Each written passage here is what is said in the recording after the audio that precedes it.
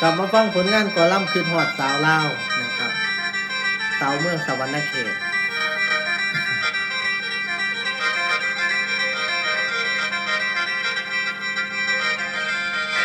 โอ้ยฝ่าเอ้ยฝ่าห้องกวมเมืองลาวผู้สาวอายได้ยินบ่นอละนางละมาบัดนี้น้องตั้งท่าคอยรอปานใดน้อแล้วอายสิมาเว้าแม่นสู่ขอสิมาเว้าแม่นสู่ขอโอ้ยโอ้ยนาโอ้ยโน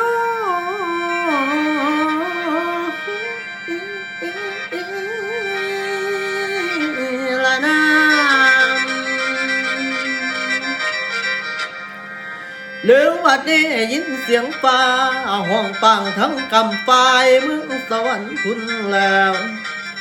โอ้ยคิดหลายเด้อคิดฮอดสาวในฝันสู้ผู้ดีแฟนนาย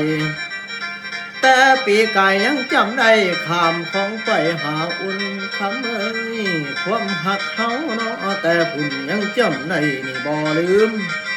เมื่อได้ฟ้าเมื่อคืน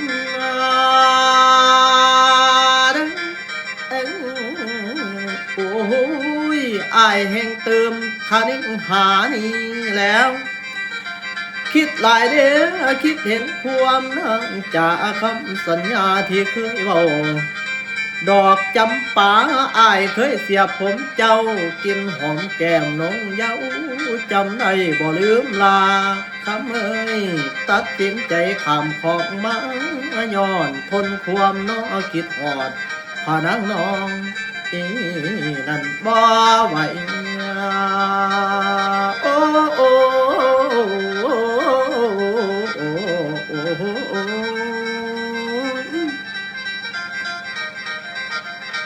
ละมาบัดนี้พี่พอได้ฟังคำเว้าโอ้โหเอาคำหวานมาอ่อน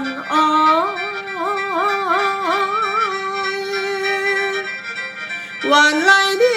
หวานพ่อปานน้ำอ้อยเย็นจอยเขาวางสวงละหวานเอ้ยหวานในโลกกวงบ่หวานพอขลมชายน้อพี่น้องหัวใจนางแทบละลายพอได้ฟังคำเว้าเพตั้งใจมาหาเจ้าย้อนความหักเขาสองนี้แล้ว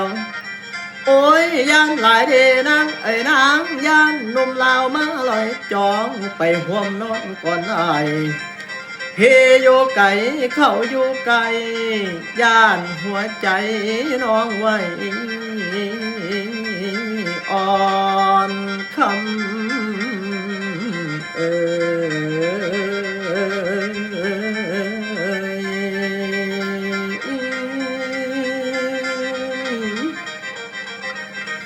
โอ้ยนางเอ้ยนางย่านหลายเด้แลน้ำข้าวอ่อนตอนลานน้ำข้าวอ่อนตอนไปเหียงซ้อนผู้บ่าวแล้วคำที่น้องนั้นว่าฮักพี่อีหลีใด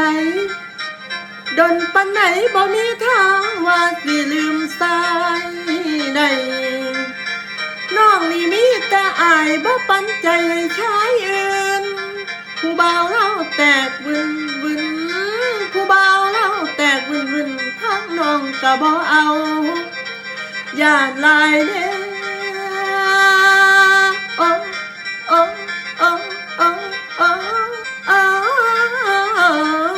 ย่านลายเด้ย่านลายเด้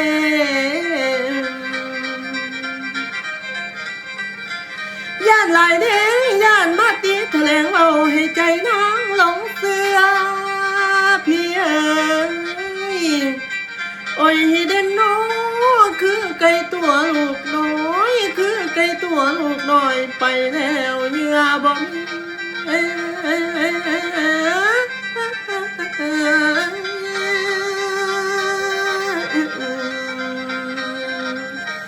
เดี๋ยววัดนี้นางให้นางให้เสื้อใจว่าอายนี่มีหนึ่งบ่เป็นสองนี้แล้ว ให้น้ำของเป็นสักขีว่าพี่มีเพียงน้องเฮาสาบานไม่ลายมองแต่พาน้องนั้นไปเที่ยวว่าสิมีใจเดียวถาดพาน้องกลมกราบไหว้สัญญาไว้น้องบ่ลืมน้องมาจันป้าปืมพี่พาเที่ยวบุญเดือน3พี่เอ้ยพระเจ้าใหญ่คุ้มคำน้องจือจำบ่ลืมได้พระเจ้าใหญ่องค์ตื่อวัดปากแสงนั่นกาบแดงพี่เอ้ยโอ้ยเด่นน้องสิฮักกันแน่นแฟนสิฮักกันแน่นแฟนสัญญาไว้แม่นต่อกันละเพยังพาน้องนั่นกาบพระใหญ่อันศักดิ์สิทธิ์คุณแล้ว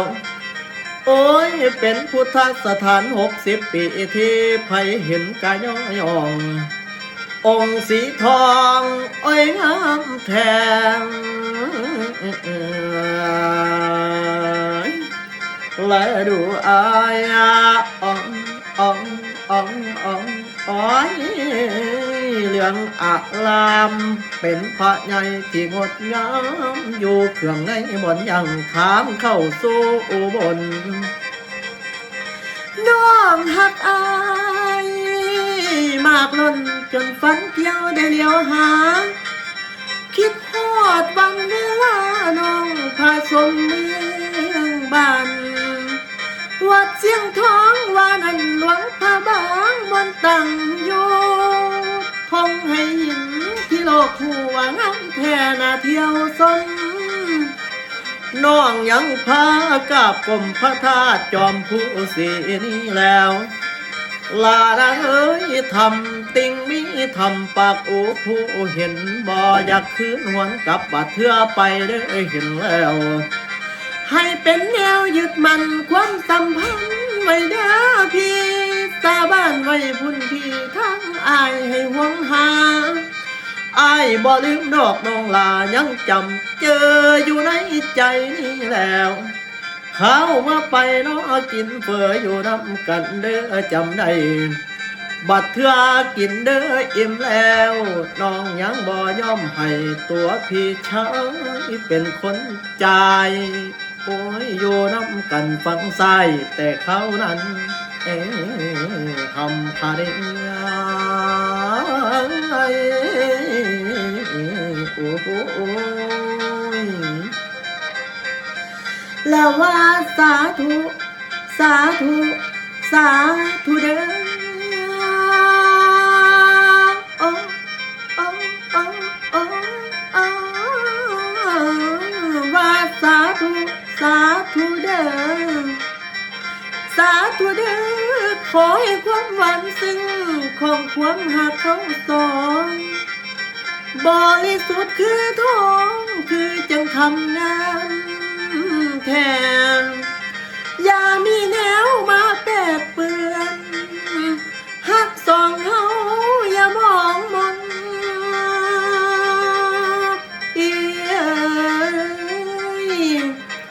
ละว่าสาธุสาธุสาธุเด้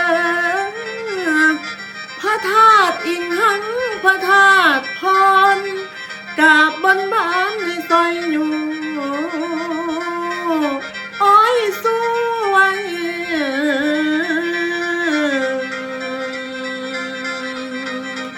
ให้มันยัง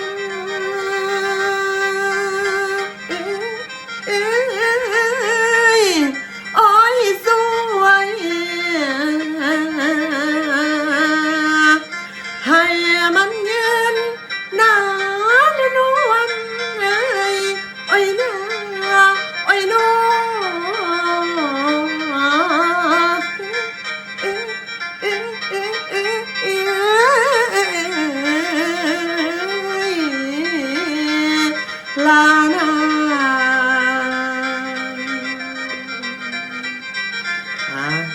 ฝากพี่น้องซอยกดไลค์กดแชร์กด Subscribe กดกระดิ่งให้ได้เด้อ